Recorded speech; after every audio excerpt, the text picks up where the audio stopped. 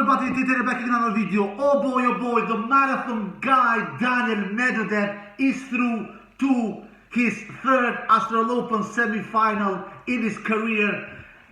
We all know he played the Australian Open semi-final in 2021, in 2022, and now he's doing his third appearance there in 2024. After a 4-hour epic battle against Hurkacz and Daniel Medvedev, he comes through in 5 epic sets. Daniel Medvedev won the first set 7-6 in the tiebreak, 7-4, he won the tiebreak. Then he lost the second set 6-2, and then he won the third 6-3, and then was up in the break in the fourth 4-2, but Hurkacz, he came back, broke back Medvedev in that fourth set, and in the end broke Medvedev once again for the second time in that fourth set, and to win the fourth set 7-5. And then in the fifth, Medvedev got a break in the middle of the fifth set, and then never looked back after that and won that fifth set, Medvedev 6-4. That was the score. What can we say about the match? Just some words about some people, some comments. Why are you not doing analysis about other matches? Man, I am very busy. I try to do analysis about the most profile players like Djokovic, mostly for Djokovic. I do mostly videos about Djokovic because he's the 10 times Australian Open champion. He is the man to beat, at least according to me, and I believe according to many around the world. Anyway, what can we say about the match? That was the scoreline. Look, Medvedev, he miraculously won this match. He miraculously won this match. He looked exhausted out there. Exhausted Medvedev looked out there. He said that after the match, I was tired already in the second set. And you can see that on his service numbers. In the second set, he lands only 50% first serves. Only 50. In the third, 58% he lands of his first serves.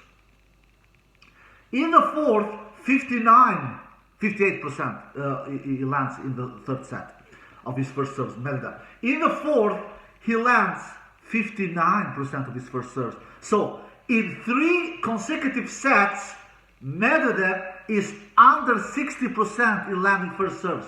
Under 60%. In the second, it was the worst. In only 2 sets, Medvedev lands over 60% of his first serves. And in 1 set, he was even over 70%.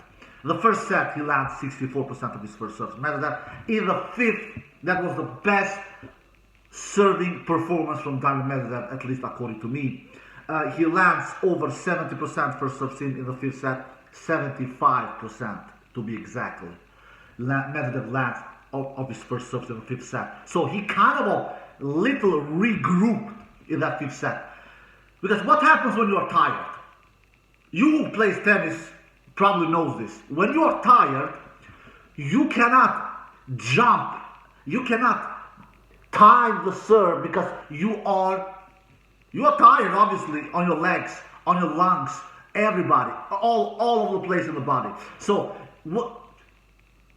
ultimately what will happen is that you will not make a lot of first serves, which was the case with Medvedev in the second, third, and the fourth set. So he was tired already in the second set.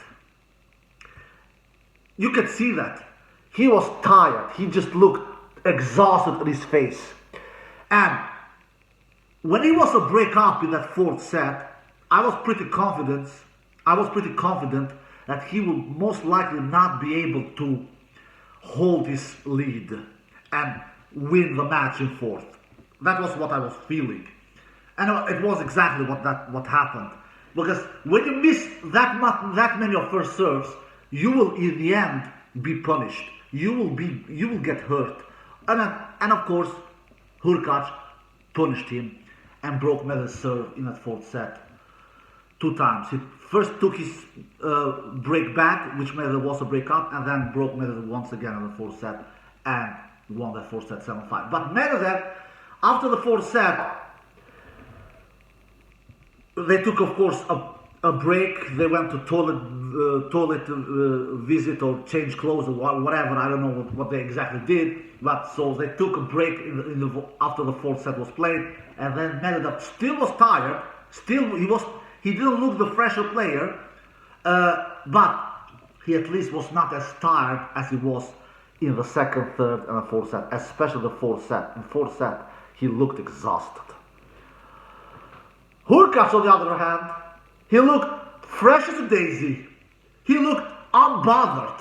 He looked super fresh. He didn't even, at least in my eyes, he didn't look tired at all. At all. So, Medvedev coming through this match, man, he should really be proud of himself. He really should. He's had a marathon run so far at Australian Open, man. For God's sake. He has been played 2 5-set battles. One in the second round against Emil Rusevori, when he was 2-0 down. And now this one in the semi-final, in the quarterfinals. This one he had at least a 2-1 lead. He was never 2-0 down like he was in the second round. He has won only 1 match in straight sets, which has been the third round against Felix Alcina. All the other 4 victories has been 2 has been in 5 sets, and 2 has been, and I'm sorry, 2 has been in 5 sets, and 1 has been in straight sets against Felix Alcina, like I said, and 1 has been in 4 sets. So, out of his 5 victories, 2 has been, so I count right here, 2 has been in 5 sets, 1 has been in straight sets, and 2 has been in 4 sets. 2 has been in 4 sets, yeah. Out of his 5 victories that he has got in Australian Open in 2024 so far, 2 has been 5 sets, 2 has been 4 sets, and only 1 victory Medvedev has in straight sets, which was that one against Felix Alcina in the third round. So he has been really a marathon guy. Really a marathon guy. He has been, he has not had any easy life on court in this 2024 Australian Open edition. So all props and credit to Medvedev. He's a fighter. He doesn't give up. He doesn't have the most fancy tennis style out there, but he's so difficult to beat, especially on hard courts. So he's played his 3rd consecutive Grand Slam semi-final now. Going back to last year where he played the Wimbledon semi-final, where he got more or less a beatdown from Alcaraz in straight sets. And then he took revenge from Alcaraz in the US Open last year semi-final, when he defeated Alcaraz in 4 sets in last year's US Open semi-final. And now he's making his 3rd consecutive semi-final appearance at majors events. So, what can we say about the match? What the stats? Tennis is a strange sport. Tennis is a strange sport. Tennis is not like soccer or like basketball or like all other sports, to be quite honest. In all other sports, the team or the player who wins more, who scores more, wins. That is what all other sports is about. It is not like tennis. Tennis is a very special sport. And this match for sure demonstrates that. I don't know if you guys have noticed this, but if you have not, I'm here to tell you. Oh yeah, baby, I'm here to tell you. I'm here to tell you. So, we have seen in the past that the players who win more points doesn't necessarily win the matches. Roger Federer, unfortunately, has demonstrated that a couple of times in his career. And this match was exactly that kind of a scenario. But it is not only about the points. It is about more or less all the stats. And I'm going to tell you now. how the stats were. Medvedev, we start with Hurkacz, the losing player. He did 16 aces, 5 double faults. He lands 64% first serve in, Hurkacz. He wins 81% behind his first serve, Hurkacz. He wins 53% behind his second serve, Hurkacz. He broke Medvedev's serve 5 times out of 15 breakpoint opportunities that he had, Hurkacz. He did 61 winners, Hurkacz, and 55 unforced errors. So he does 6 more winners than unforced errors, Hurkacz. He won in the entire match 164 points, Hurkacz. So you got Hurkacz's numbers there. And now we go to Medvedev's numbers. Medvedev does 11 aces and 10 double faults. He's keep on doing a lot of double faults, like it was the case in his 4th round match 2 days ago, when he did 11 double faults in that match, I believe, and 13 aces in his 4th round match, I believe he did, if I'm not mistaken. In this, he did 11 aces and 10 double faults. He still keep on doing double-digit double faults. So Hurkacz does more aces than Medvedev. Hurkacz does less double faults than Medvedev. Medvedev lands 61% of his first serves. That number would have been under 60% if he wouldn't have raised his serve percentage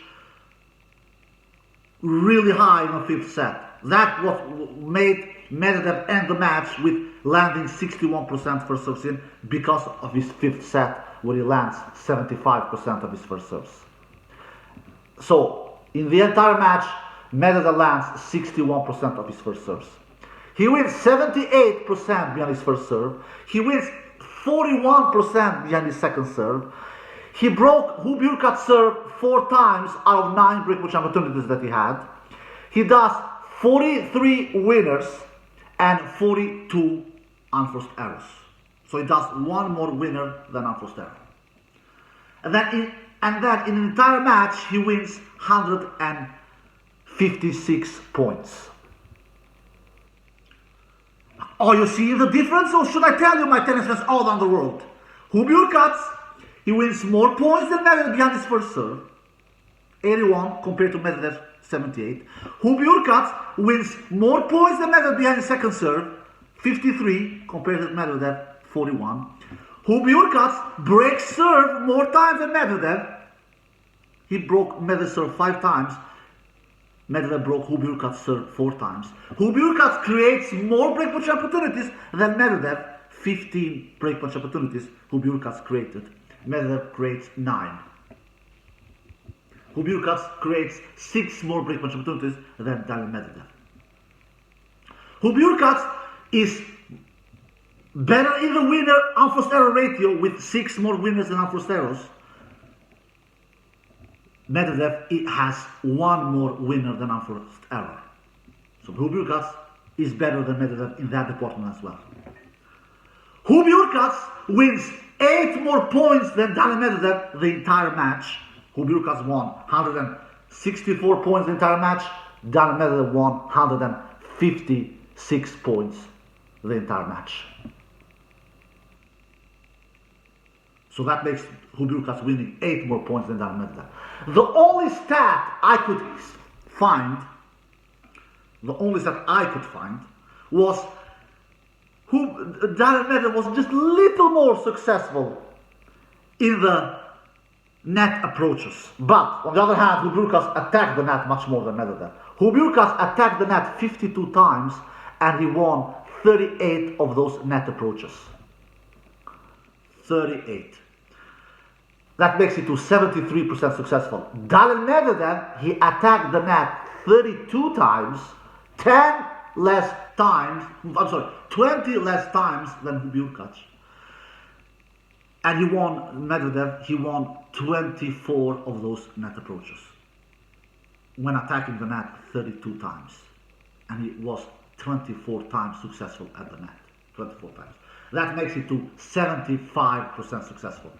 Hurkacz was 73% successful at the net. So Daniel Medvedev was just 2% better than Hurkacz successful at the net. But on the other hand, Hurkacz attacked the net 20 more times than Daniel Medvedev. So when you attack the net more, it is more chances that you will be less successful than your opponent who has attacked the net 20 times less than you have.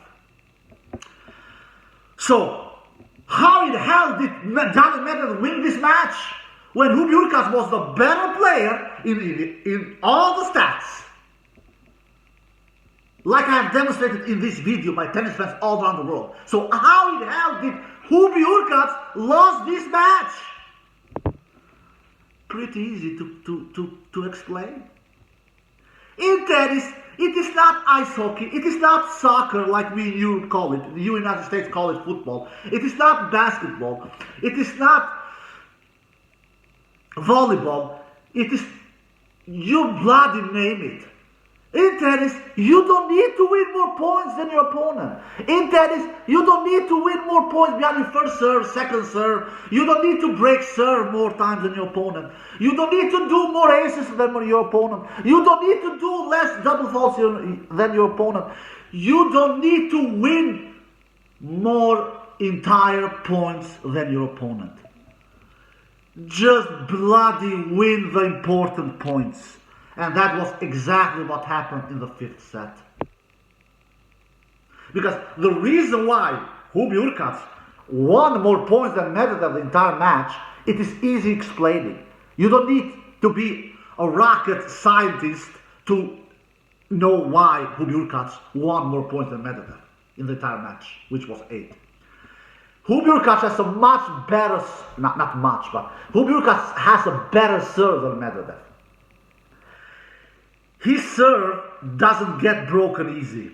He can protect his serve better than Medvedev can do. Hurkacz will win his service games easier than Medvedev will do. Like 40 love, 40-15, or 40-30. He will not go to juices as much as Medvedev will do. He will not have, Medvedev will not have easy holds as much as Hurkacz will have. Just because Hurkacz has a more powerful serve than Medvedev, and that's why you can also see Hurkacz was broken Hurkacz broke Medvedev's serve more times than Medvedev broke Hurkacz's serve. Like I said, Hurkacz broke Medvedev's serve 5 times, and Medvedev broke Hurkacz's serve 4 times. So, what is important here? Who wins the bigger points? Who wins the bigger points, especially when the chips are down, which was the case in the fifth set. Both of the players had one breakpoint opportunity each. Both. Hurkacz didn't convert, Medvedev converted. He had only one breakpoint opportunity in the fifth set. Medvedev, that was the only one he had, and he converted in the only one that he had, which is 100%. Hurkacz didn't have many in the fifth set. He had a bunch of breakpoint opportunities in some other sets, but not in the fifth set. He had only one breakpoint opportunity, Hurkacz, in the fifth set, and couldn't convert that. So that's why Medvedev won the match. Was he necessarily the better player? According to stats, no. The numbers doesn't lie. According to stats, no, he wasn't the better player. But he was the better player in the fifth set. That's for sure. His serve was not broken in the fifth set. So he won more points than Hurkacz in the fifth set. The fifth set is what decides the match. You don't win the match in the first set or the second set, at least not in majors. Medvedev was not a better player than Emil Russell in the first 2 sets in the second round when it was 2 sets to love down. The same scenario in this match against Hurkacz. Medvedev was not necessarily the better player in some of the sets in the first four sets. At least he was not the better player than Hurkacz in all the first four sets. Medvedev, for sure, that was not the case. But Medvedev was the better player when it mattered the most. And which set was that mattered the most? It was the fifth set. And in that fifth set, Medvedev was the better player, and that's why he won this battle. So that I have explained. I hope you guys understand it. Medvedev is through to his, like I said, third semi-final at Australian Open. He has played two previous semi-finals in the past. He has never at Australian Open. He has never lost, and both of those occasions has been against Stefan Tsitsipas in 2021 and in 2022. But now, in the semi-final on Friday, he will have a much bigger mountain to climb, which I believe will be Carlos Alcaraz. Let's see. We have to see the match being played between Alcaraz and Zverev, but I believe it will be Alcaraz. And I don't think that Medvedev has done a tremendous great run so far in this Australian Open 2024. Like I said, he has won 5 matches, and only one of those matches he has won in straight sets. So, and he has been playing a lot of tennis, but Carlos Alcaraz will be a huge challenge for Medvedev to climb, that's for sure. But let's see. If Carlos wins his quarterfinal match against Zverev, which I believe he will do, we will have the first 4 seeds, the highest 4 seeds that will be playing in the semi-finals at the Australian Open for the first time in 12 years. Last time this happened was back in 2012, where all the 4 seeds were at the semi-final, which was Roger Federer, Rafael Nadal, Novak Djokovic, and Andy Murray. So if Alcaraz defeats Zverev, which I believe he will do, we will have the 4 highest seeds that will play at the Australian Open semi-finals for the first time in 12 years. Alright guys, you have complained that I don't do videos about other players. Here you got it. I hope you enjoyed this video. If you did, give a thumbs up, subscribe, stay safe, peace.